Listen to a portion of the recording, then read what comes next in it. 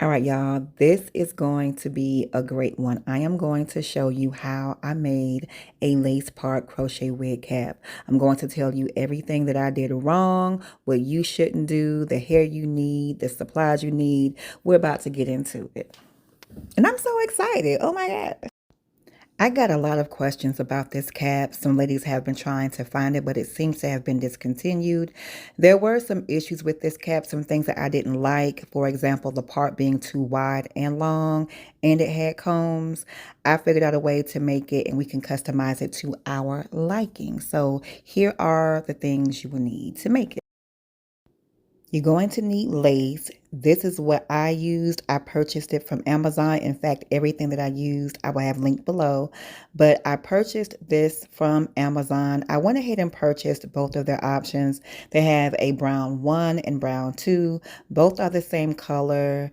The only difference between the two is the stitching.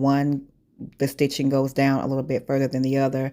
But it doesn't matter because we're going to cut all of that off. If you decide to use lace other than what I am showing you, just make sure it's transparent and it's not too thin because we will be going through that lace with needle and thread. Now, y'all know what cap I use. My favorite cap, my go-to, the only one that I use, it's the full cap with the small holes. I love this cap because the holes are super small and you are able to crochet hair on the entire cap. You will probably need, well, it's easier to use the smaller latch hook because the bigger one you have to kind of finagle it through. So I recommend this cap. I have not tried this technique with a regular crochet wig cap, the standard crochet wig cap. So I do recommend that you use this one. I recommend using hair that's more on the deep wave to curly side. The curlier the hair, the more wiggle room for error you will have. And plus it's going to be easier. So here are some of my faves. Free Tress Water Wave is so pretty, beautiful. You can create so many looks. Free Tress Ringlet Wand Curl is perfect for my girlies who love short curly hair. These are some honorable mentions. Go-Go Curl is pretty. Free Tress, Joyful. You see how I'm using all Free Tress. I love Free Tress. But Joyful Curl and Soulful Curl are great if you want a nice black girl texture. Do you know what I mean? It's not silky. Well, none of these are silky. It just feels so natural and has a nice texture that I love. Free Tress Deep Twist, so pretty, highly recommend. My favorite beach curl, that's what I used to make my first one, highly recommend. Now, Chemo Ripple Deep, it's pretty, but you're going to have to do some work to ensure the hair does not unravel. Don't recommend that. And I would absolutely avoid, yes, I would absolutely avoid Chemo Braid Ocean Wave. It's too much on the loose, it's on the loose side. Too much work. Don't do it. All right, let's get down to the nitty gritty. Let me give you 5 tips, things you need to avoid doing, things that I did wrong. That way you can save some time and not do the same thing. If you are completely new to making crochet wigs and would like for me to walk you through step by step how to make your lace part crochet wig cap and your wig, I will have that linked below. If you already have access to my crochet wig handbook, you don't have to do anything. It's there waiting for you to watch. All right, so for my first mistake, I felt like it would be necessary to go through and create an outline twice. I went over the top of the cap twice. And then when I had to stitch the lace to the cap, I went over a third time. Going over it so many times is very unnecessary because if you stitch close together and it's nice and neat, you won't have to worry about the lace unraveling or the cap unraveling anyway. You'll be fine. Now, this one is very important. Make sure you secure the lace onto the wig block with straight pins. Do not use T-pins because they can and will snag your lace and cap. You want to make sure it's nice and flat. And girl, do not line up the lace with the cap. I felt like this was like common sense. I don't know why I did not realize this until after I made it. But girl, it was a mess. So make sure you place that lace cap onto the wig block and you want to leave about an inch, at least 1 inch of lace in front of the cap. I'm going to show you in a second. I don't know why I continued to struggle because it was obvious this was a hot mess. I just followed through and I was like, I'm going to just work with it. But child, no.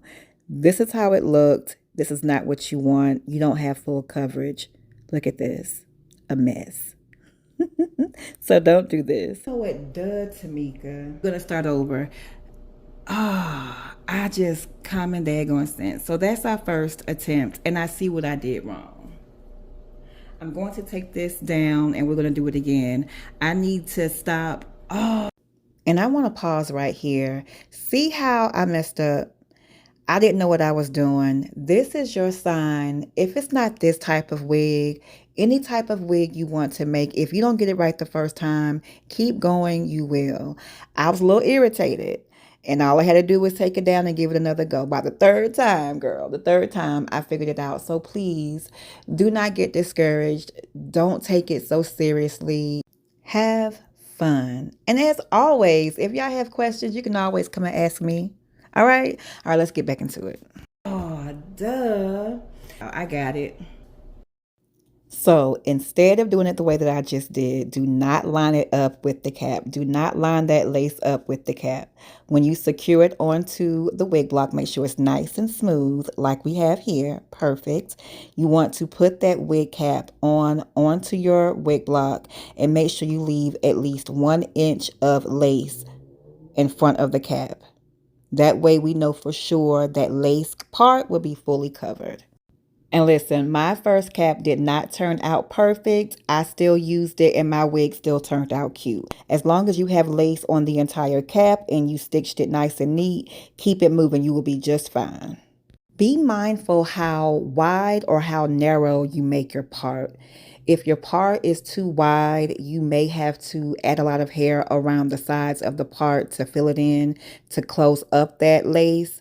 Or if it's too narrow, once you're done making your wig, you may not be able to see the lace. So try to find a happy middle. I felt like I made my part too wide and I did use a lot of hair to fill it in. And this is exactly why I highly recommend using something more on the curly side. That way you have wiggle room just in case you make your part too wide. So if you're like me and if you are not a big fan of lace, you can make your part as narrow as you want. That's what I did.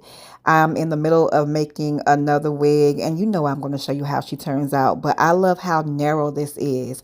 I just want like a little peekaboo lace situation. Not a whole lot, just a little. Okay, and I made it shorter too. So that's what's so dope about making your own cap. The other cap was too wide and long. It had too much going on. So make your own. You can make it as long as you want, as narrow as you want. It's all about you.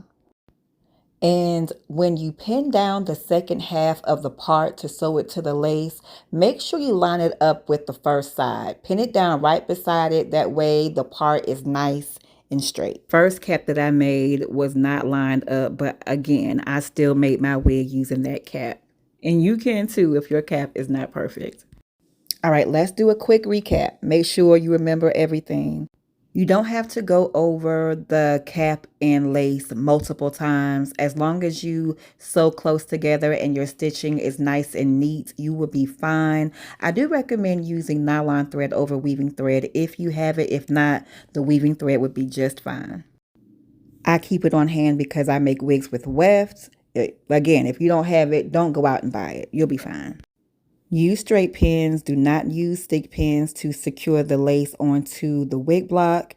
And I believe this is like one of the most important things. Make sure at least 1 inch of lace is in front of that cap. Y'all saw how mine turned out, a hot mess, so don't do that. Use your favorite, your go-to deep wave or curly hair. I showed you a few of my favorites. You do not have to pick one of those. I do recommend staying away from like a loose wavy hair. Be mindful of your part. Don't make it too narrow and don't make it too wide. You got to find your happy middle. Here are my recommendations as far as the hair: free tress water wave, ringlet wand curl. Once you get the hang of making your lace part crochet wig, you can get grown, be fancy, do all of the things when you make your second one or your third one. But for right now, stick with your deep wave or curly hair. Make sure the second half of your part is lined up evenly with the first before you sew it down. And if it's not completely straight, don't worry about it. As long as it's nice and neat and you have lace coverage throughout the entire part, you will be just fine. Remember, I made my wig with my imperfect cap and she turned out just fine. And last but definitely not least, take your time, have fun, give yourself grace. The fact that you want to learn how to make your own wigs is amazing. And if you do get irritated, frustrated, take a break and come watch your favorite YouTuber, me. Okay, and I got you. If you have questions, leave them below. And of course, you can check out the full tutorial where I show you how to make your lace part crochet wig cap and make the wig. I have that link below. And I will see y'all in the next one. Bye.